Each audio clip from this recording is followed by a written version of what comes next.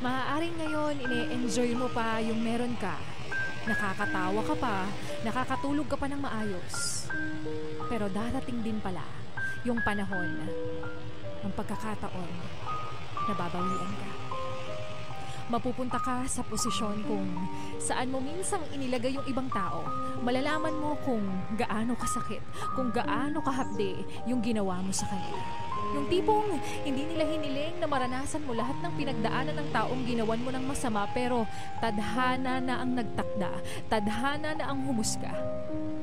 Pero para iparamdam sa'yo kung gaano kasakit ang ginawa mo, malalaman mo kung gaano katinding iyak at sakit ang ginawa mo sa kanila.